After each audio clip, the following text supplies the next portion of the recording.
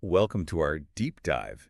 Today we're tackling temptation, but like from a totally different perspective. Yeah, a unique one for sure. So have you heard of the Screwtape Letters? Of course. It's this satirical novel by C.S. Lewis, Right. and the whole thing is letters between two demons. Yeah. It's like a senior demon, Screwtape, mentoring his nephew Wormwood on how to tempt a human soul. It's such a clever way to look at temptation, It is. and the struggles of living a Christian life because you're seeing it, Right. like from the enemy's perspective. Yeah, it's like learning self-defense from like a master martial artist. Exactly. They're showing you the moves, not so you can go hurt somebody, Right. but so you can recognize and counter them. Yeah. So what's the first like sneaky trick Screwtape tries to teach Wormwood? Well, one of the first things he brings up is this concept called the law of undulation. Okay. And it's basically Screwtape's observation that human experience naturally has these ebbs and flows. So there are peaks of spiritual and emotional highs. Of course. And then there are these troughs where things feel dry and dull. Yeah. And guess what? Screwtape tells Wormwood to focus on those troughs. Really? That seems kind of counterintuitive, doesn't it? It does. You'd think a demon would want to target somebody when they're like feeling really strong and confident. Yeah, you would think so. Yeah. But Screwtape argues that these troughs, Okay. they're actually the most vulnerable points. Interesting. Because when someone is feeling spiritually dry, they're more susceptible to those temptations that offer immediate gratification. Right, those things that appeal to the senses. Exactly. Okay. And even more dangerously, they're more prone to despair and doubt, Oh, wow. to kind of questioning their faith. So connecting this to our own lives, what does this tell us? Right. I mean, we all go through these ups and downs, right? Absolutely. And recognizing this pattern can actually be so helpful in navigating those inevitable low points. When you're in a trough, it can be comforting to remember that it's temporary. Yeah. And even when you don't feel God's presence as strongly, knowing that he's still there Right. can make all the difference. That's good. Yeah. So this is where things get really interesting to me. Okay. Screwtape advises Wormwood to tempt the patient with real pleasures. That almost sounds nice. Right. It does. It does. But like, we know Screwtape's motives are anything but pure. Oh, absolutely. What's he really trying to do here? So his goal is to twist those pleasures. Okay. He wants to use them to distract from God Oh. and ultimately replace true joy Okay. with those fleeting, unsatisfying experiences that leave you wanting more. So it's not about denying all pleasure. No. It's about recognizing the difference between true joy and what Screwtape calls trumpery. Right. I remember one line where he tells Wormwood to steer the patient towards like the best people, Yeah. the right food, the important books. It's almost like he's trying to replace genuine enjoyment with like a need to impress others. Exactly. Like to get their approval. It's the subtle form of vanity. Yeah. Have you ever like felt pressured to enjoy something Oh, yeah. that didn't really resonate with you, Totally. but it was considered cool or sophisticated or whatever? Absolutely. Yeah, It's so easy to fall into that trap. it is. Like, think about a time when you felt like you needed to have the right opinion Yeah. about a movie or a book just to sound smart, Yes. even if you secretly found it boring. Totally. That's exactly it. That's what Screwtape is getting at. Yeah. He wants to turn pleasure into a performance, Oh, wow. a way to seek validation from the world Hmm. instead of experiencing genuine joy. So how can we distinguish Yeah. between those fleeting pleasures Right. and the things that truly bring us joy? That's the question. How can we cultivate our own sense of what we enjoy Right. without being swayed by those external pressures? Exactly. It's tough. Mhm. So this leads us to the danger of what Screwtape calls Christianity. And he gets so frustrated by the patient's simple, sincere faith. He despises it. He does. He really does. He much prefers what he calls Christianity. And You mean like Christianity in the Crisis Yes. or Christianity in the New Psychology? No, exactly. Like he wants to add all these trendy extras to the faith. Yes. And they end up becoming the main attraction. It's as if he's trying to turn Christianity Right. into some kind of intellectual fashion show Oh, wow. where people are more concerned with appearing sophisticated or relevant Right. than with actually living out their faith. And of course, this plays right into his desire Of course. to create division and conflict within the church. Absolutely. Yeah, he sees that as a win. the Christianity and mentality plays right into that. Yeah. It creates this us versus them dynamic where people are more concerned with their particular brand of Christianity than with the unity of the faith. It's like he's saying, let's get them arguing about the drapes while the house is burning down. Exactly.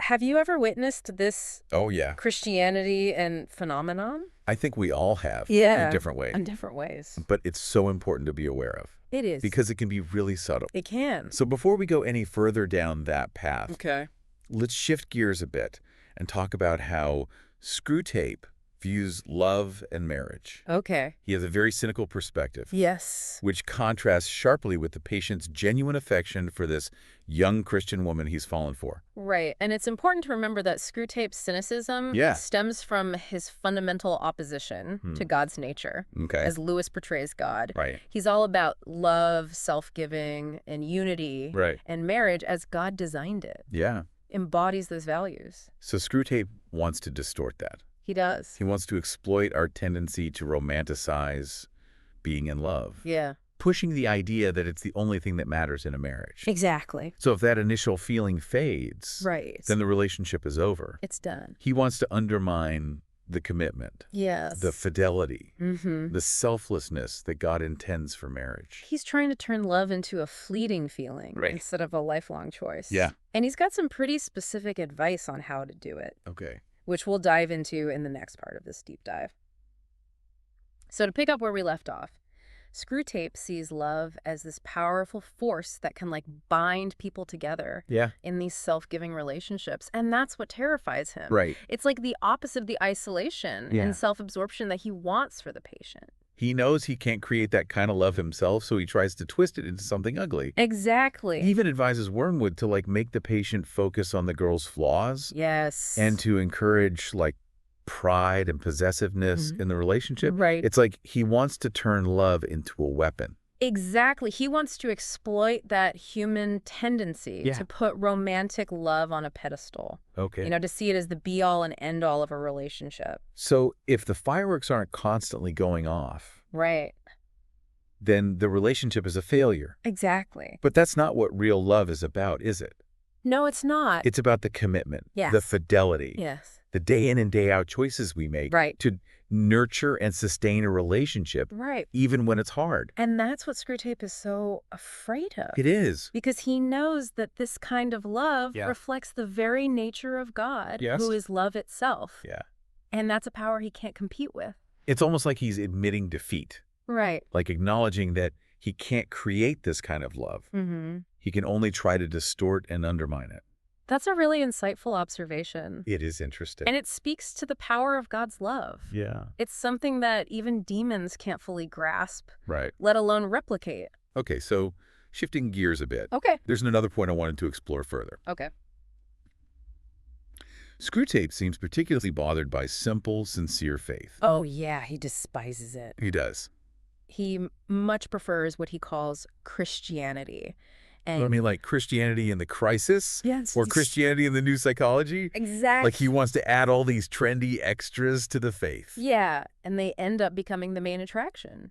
Right, they do. It's as if he's trying to turn Christianity into an intellectual fashion show. Okay. Where people are more concerned with appearing sophisticated or relevant than with actually living out their faith. Right. And of course, this plays right into his desire to create division and conflict within the church. The Christianity and mentality leads to endless arguments. It does. Over non-essentials. And meanwhile, the true enemy, the force that seeks to destroy souls, is often overlooked. Have you ever felt the pull? Oh, yeah. Of this Christianity and mentality? For sure. It can be so subtle. It really can. So easy to fall into. I think it's something we all need to be mindful of. Absolutely. It can show up in subtle ways. Yeah. Like getting so caught up in a particular theological debate that we lose sight of the bigger picture. Right. Or becoming so invested in a specific social or political cause that it overshadows our commitment to our faith. It's so easy to get distracted. Especially in a world that constantly bombards us with new ideas and ideologies. It's like trying to drink from a fire hose. Exactly. But going back to Screwtape, We've talked about his strategies, Yeah. his attempts to exploit our weaknesses, Right. our pride, our desire for pleasure, our tendency to get distracted. Yeah. But in the end, he fails, doesn't he? He does, and I think that's one of the most encouraging things It is. about the Screwtape Letters. Yeah. Despite all of his cunning and manipulation, Screwtape is not able to capture the patient's soul. He doesn't. The book ends with the patient's death. Right. And his immediate entry into heaven. It's a powerful scene. It is. Screwtape describes the patient being welcomed into God's presence. Yeah. Experiencing a joy and peace that Screwtape can only witness with envy and frustration. And what's remarkable is that the patient doesn't achieve some grand heroic victory over temptation. He's human. He stumbles, he makes mistakes. Yeah. He experiences doubt and fear just like we all do. Of course we do. But through it all, he keeps turning back to God, relying on his grace and forgiveness. It's a beautiful reminder that the Christian life isn't about Yes. achieving some unattainable moral perfection. Right.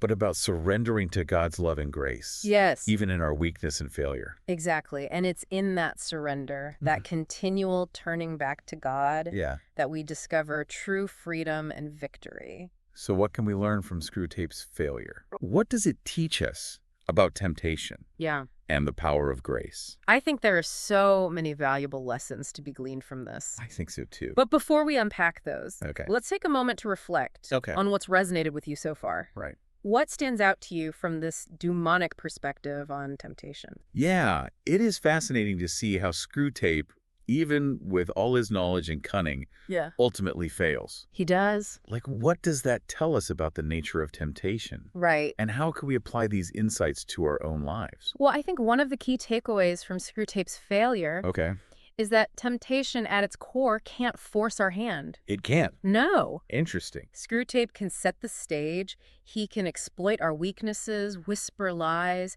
and plant seeds of doubt. Okay. But he can't make us choose. It's ultimately up to us, isn't it? It is. We have the power to resist. Exactly. And that's where the power of grace comes in. Okay. God doesn't just offer forgiveness. He offers a complete transformation of our very being.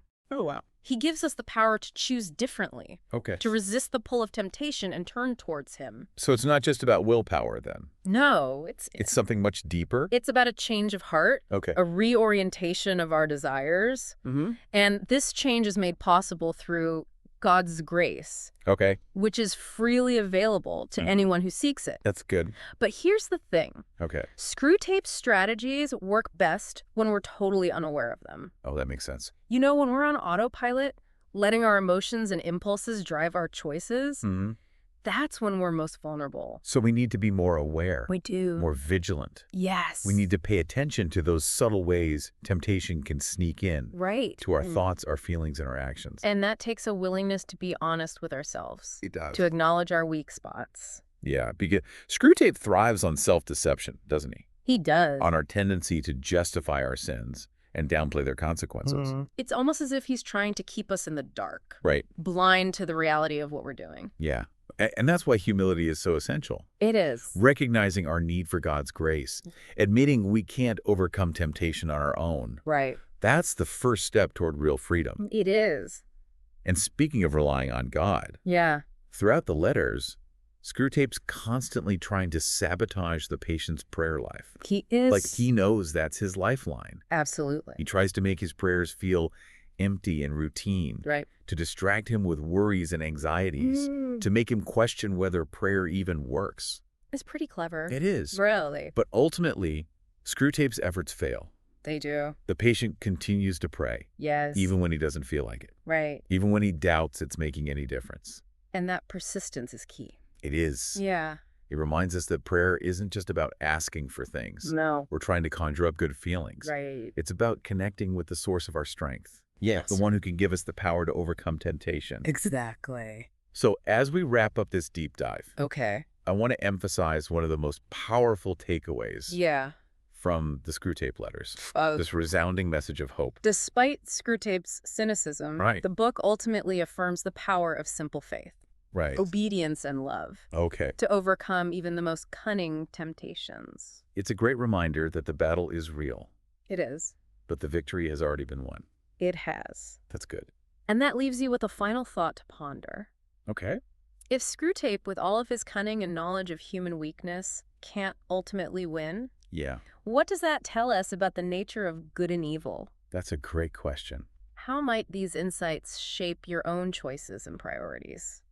Thank you for joining us on this deep dive into the Screwtape Letters. It was my pleasure. We hope it's given you some new insights into the nature of temptation and the power of grace. Right.